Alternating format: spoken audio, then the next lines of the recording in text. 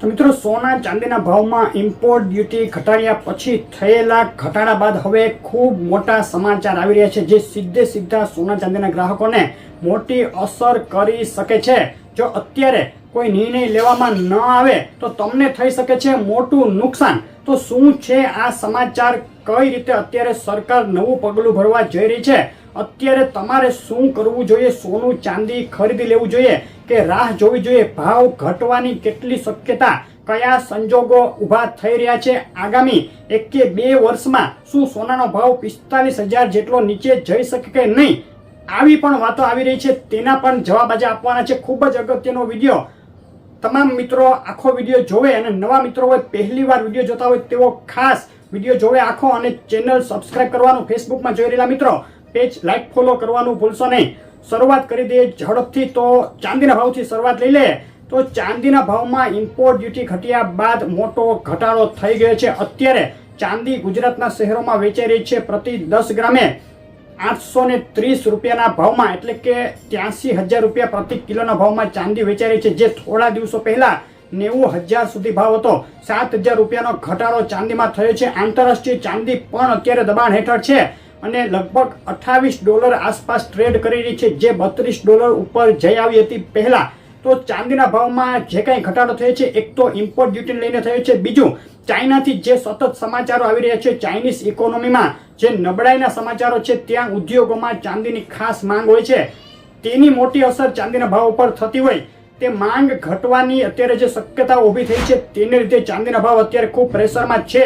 83,000 રૂપિયા પ્રતિ કિલો ચાંદી, અને બિલ સાથે જોઈએ છે જ્યાં 500 રૂપિયાના ભાવમાં વેચાઈ રહી છે ચાંદી. અત્યારે ચાંદીમાં શું કરવું? તો ચાંદીનો આ ભાવ ઘણો સારો કહી શકાય, કારણ કે આગળ જે આપણે આ વિડીયોમાં વાત કરવાના છીએ, સમાચાર મોટા આવી રહ્યા છે, તેની અસર ચાંદીમાં પણ થવાની છે. તો અત્યારે જે મિત્રોને ચાંદી રોકાણ માટે ખરીદવી હોય તેઓ ખરીદી શકે. પોતાનું બજેટ હોય તેની 70% સુધી ચાંદી ખરીદી શકાય. 30% આપણે જો આગળ કોઈ ઘટાડો આવે તો તેના માટે રાખી મૂકીએ. જો ઘટાડો ન આવે તો ફક્ત તમને 30%નું રિસ્ક રહે. સોના ઉપર આવી જઈએ તો સોનાના ભાવમાં ઇમ્પોર્ટ ડ્યુટી ઘટી 9% જેટલી.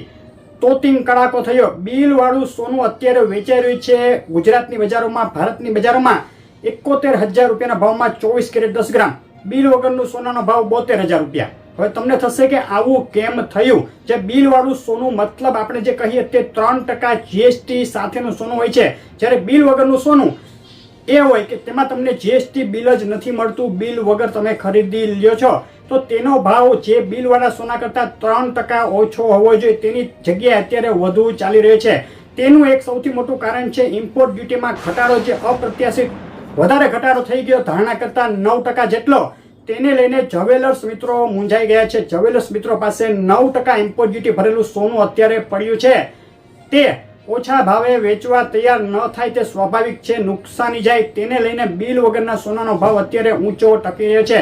અને બીજું અને સૌથી મોટું મહત્વનું કારણ એ છે કે ગોલ્ડમાં સરકાર જીએસટી વધારવા ઉપર વિચાર કરી રહી છે, ગંભીરતાથી વિચાર કરી રહી છે. અત્યાર સુધી જે કાંઈ સમાચાર આવતા હતા તે આધાર વગરના હતા, પરંતુ હવે ધીમે ધીમે આધાર સાથેના સમાચારો પણ આવી રહ્યા છે. ઓફિશિયલ જાહેરાત ગોલ્ડમાં જીએસટી વધવાની ગમે ત્યારે સરકાર કરી શકે. કેટલું જીએસટી વધે? તો અત્યારના જે કાંઈ સમાચાર છે તે મુજબ 3% માંથી જીએસટી 5% થઈ શકે. 2% જીએસટીમાં વધારો થઈ શકે છે. તેથી વધુ પણ થાય તેવા પણ સમાચારો આવી રહ્યા છે, પરંતુ અત્યારે 5% જીએસટી થઈ જાય તેવું લગભગ ફાઇનલ છે, કન્ફર્મ નથી. જો આ જીએસટી વધે તો બિલ વાળું સોનું ફરીથી 2% મોંઘું અહીંથી થઈ જાય. બિલ વગરના સોનામાં કોઈ ફરક ન પડે, પરંતુ અહીં એક વાત ખાસ ધ્યાનમાં લેવી. જે મિત્રો એમ વિચારતા હોય કે આપણે તો બિલ વગરનું સોનું લઈ લેશું, શું ફરક પડે, જીએસટી ગમે તેટલો વધે, અહીં તમે ભૂલ કરો છો. બિલ વગરનું સોનું લેવું, રાખવું તે ભારતમાં ગુનાને પાત્ર છે, એક ગુનો ગણાય છે. તમે બિલ વગરનું સોનું તમને જ્વેલર્સ કદાચ ક્યાંકથી આપી પણ દેશે, મળી પણ જશે, તમે લઈ પણ લેશો, એમ તો કંઈ વાંધો નહીં આવે. પરંતુ ભવિષ્યમાં કોઈ પણ લીગલ મુશ્કેલી આવી, જેમ કે કોઈ ચોરી જેવી મુશ્કેલી આવી, અથવા તો કોઈ વારસાઈ એન્ટ્રી પાડવાની વાત આવી, કે બીજું કાંઈ પણ પ્રોબ્લેમ થયો, તમારી માલિકી તમારે સાબિત કરવી હોય સોનાની, કે આ સોનાનો હું માલિક છું, તો બિલવાળું સોનું હોવું જરૂરી છે. તે નહીં હોય તો તમે મોટી મુશ્કેલીમાં ફસાઈ શકો. એટલે જે બિલવાળા સોનાના ભાવમાં વધારો થવા જઈ રહ્યો છે તે તમારે વધારો ગણીને જ ચાલવો. એવું ક્યારે ના વિચારવું કે હું બિલ વગરનું સોનું લઈ લઈશ તો કંઈ ફેર નહીં પડે. હવે આ બિલવાળા સોનામાં જે વધારો થવા જઈ રહ્યો છે તેને લીધે સોનાના ભાવમાં વધારો આવશે ભવિષ્યમાં, ટૂંકા સમયમાં તે નિશ્ચિત થતું જાય છે. તે સિવાયની વાત કરીએ તો આગળના સમય માટે સોનામાં અત્યારે શું લાગી રહ્યું છે, સોનાનો ભાવ આંતરરાષ્ટ્રીય માર્કેટમાં કઈ તરફ જઈ રહ્યો છે, ઘટાડાની કેટલી શક્યતા છે, વધી જવાની કેટલી શક્યતા છે. તો સૌથી પહેલું અને અગત્યનું પરિબળ અમેરિકન ફેડ. અમેરિકન ઇકોનોમીમાં જે કાંઈ ફેરફારો થતા હોય છે, જે કાંઈ ન્યૂઝ આવતા હોય છે તે સીધા સોનાના ભાવ ઉપર અસર કરે છે. વૈશ્વિક સોનું ડોલરમાં આપણે ખરીદીએ છીએ તે અમેરિકાથી આવે છે અને અમેરિકાના ડોલરમાં જે કાંઈ ફેરફાર થાય છે અર્થતંત્રમાં તે મુજબ સોનામાં વધઘટ થાય. તો અમેરિકામાં ફેડની મીટિંગ શરૂ થવાને હવે ગણતરીના કલાકો બાકી રહ્યા છે. ફેડની આ વખતની મીટિંગમાં વ્યાજદરમાં ઘટાડો નથી થવાનો, પરંતુ આગળ માટે સપ્ટેમ્બરમાં ફેડ વ્યાજદર ઘટાડો કરવાનું શરૂ કરે તેવી શક્યતાઓ હાલ 99% સુધી પહોંચી ગઈ છે, કે લગભગ ફાઇનલ કહી શકાય. 100% નહીં પણ 99% ફાઇનલ છે. અને જુલાઈની મિટિંગમાં વ્યાજદરમાં ના ઘટાડો થાય, પરંતુ જો એવી જાહેરાત પણ થઈ જાય, ફેડ ચેરમેન જેરોમ પોવેલ એવી કોઈ જાહેરાત પણ કરી દે કે સપ્ટેમ્બરમાં અમે વ્યાજદર ઘટાડશું જ, એટલે સોનાના ભાવમાં એક ઉછાળો આવી શકે અને સપ્ટેમ્બરમાં ઘટાડે ત્યારે બીજો ઉછાળો આવી શકે. તો આ સમાચાર સોના ઉપર મોટી અસર કરશે, જે સોનાને તેજી તરફ લઈ જઈ શકે. આમાં વિરુદ્ધ શું થાય તો જે ઇન્ફ્લેશન અમેરિકામાં જે ઘટી રહી છે, અત્યારે કંટ્રોલમાં આવી રહી છે, તે ઘટે નહીં, ફરીથી ઊંચી આવે. આગળના ડેટા જે કાંઈ આવે તે વધીને આવે તો તેની અસર એવી થાય કે ફેડ સપ્ટેમ્બરમાં વ્યાજદર ઘટાડવાનું માંડી વાળે. એવા નિવેદનો આવવા માંડે કે નહીં ઘટાડીએ, આગળના દિવસોમાં, આગળના મહિનાઓમાં નહીં ઘટાડીએ. આ સમાચાર સોનાના ભાવને મોટું દબાણ આપી શકે. હાલ તેની શક્યતા ઓછી ગણવી. તે સિવાયના જે કાંઈ સમાચારો છે, જીઓપોલિટિકલ ટેન્શન, વૈશ્વિક ટેન્શન, વિશ્વમાં અત્યારે ઘણા યુદ્ધો ચાલી રહ્યા છે. અમુક કોલ્ડ યુદ્ધ ચાલી રહ્યા હોય, અમુક હોટ યુદ્ધ, એટલે કે જે દેખાય તેવા. ઇઝરાયલ હમાસ વચ્ચે પેલેસ્ટાઇનમાં યુદ્ધ ચાલી રહ્યું છે, રશિયા યુક્રેન યુદ્ધ ચાલી રહ્યું છે, ચાઇના તાઇવાન વચ્ચે ગમે ત્યારે સમાચાર આવી શકે. આ જે કાંઈ પરિસ્થિતિઓ છે તેમાં જે વધારો ઘટાડો થાય તે સોનાના ભાવ ઉપર સીધી ઇમ્પેક્ટ કરશે.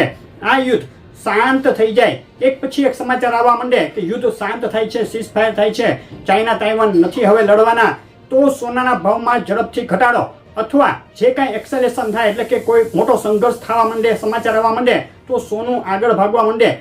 યુદ્ધો શાંત થવાની શક્યતાઓ ઓછી. એક યુદ્ધ શાંત થાય તો બીજું ગમે ત્યાંથી ઊભું થઈ જ જાય છે, પરંતુ જો આવું થાય તો સોનાના ભાવ ઘટી શકે. હવે આપણે એક લોંગ ટર્મનો અંદાજ મારીએ. અત્યારે એવા પણ સમાચાર આવી રહ્યા છે ક્યાંકથી કે મને ઘણા મિત્રોના એવા મેસેજ હતા કે સોનાનો ભાવ 50,000ની અંદર જશે આગામી સમયમાં. ડોલર ફોર્મમાં $2,000, અત્યારે $2,400 નજીક છે, તો $2,000 અંદર જશે.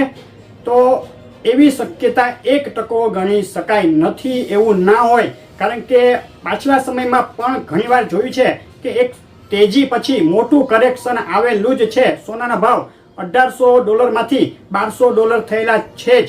તો એ મુજબ જોઈએ તો જો આવા સમાચાર ઉપરાઉપરી આવી જાય, અમેરિકન અર્થતંત્રમાં તેજી આવે, અમેરિકન ફુગાવો વધવા માંડે, ફેડ વ્યાજદર ઘટાડવાનું માંડી વાળે, કોઈ મોટા સીઝફાયરના સમાચાર આવી જાય, તમામ યુદ્ધો શાંત થઈ જાય વિશ્વમાં, તો આવા સંજોગોમાં સોનાના ભાવમાં ઘટાડો આવી શકે. અને આ ઘટાડો $2,000 સુધી નો પણ હોઈ શકે, 1% શક્યતા ગણીને ચાલવી.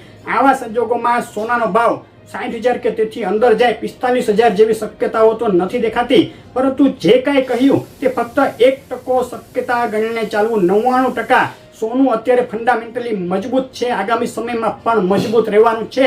અપવાદ આપણે જે આ કહ્યા તે મુજબ ગણીને ચાલવા. ચાઇના પણ જે અત્યારે સોનામાં ખરીદી કરવાનું બંધ કરી દીધું છે, તેને લઈને સોના ઉપર જે પ્રેશર છે, જ્યારે ચાલુ કરશે ત્યારે સોનું પાછું આગળ ભાગશે. તો હવે ફરીથી મૂળ વાત ઉપર આવી જઈએ, અત્યારે શું કરવું. તો અત્યારે ભારતીય બજારમાં જે કાંઈ સોનું સસ્તું થયું છે ઇમ્પોર્ટ ડ્યુટી ઘટવાને લીધે, તે જીએસટીને લીધે વધી શકે ભાવ. તો અત્યારે સોનું રાહ જોયા વગર ખરીદી શકાય.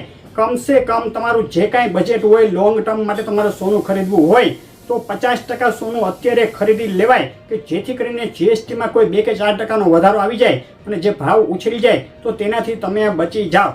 આગળ આપણે જે કાંઈ કહ્યું તે મુજબની સંભાવનાઓ મુજબ જો થોડો ઘટાડો આવે, અત્યારે $2400 નજીક સોનું છે, આગામી સમયમાં સોનાને નેગેટિવલી ઇફેક્ટ કરતા સમાચાર આવે તો $2300 જે મજબૂત સપોર્ટ લેવલ છે તે સોનું તોડે તો વધુ નીચે જાય, અન્યથા હાલ $2300 ઉપર જ રહે તેવું લાગી રહ્યું છે. સોનું અત્યારે ખરીદી શકાય, લોંગ ટર્મ માટે ચોક્કસ ખરીદી શકાય. હું તો 50 નહીં પરંતુ 70% સુધી તમારું સોનું અત્યારે ખરીદી લેવાની તમને સલાહ આપીશ.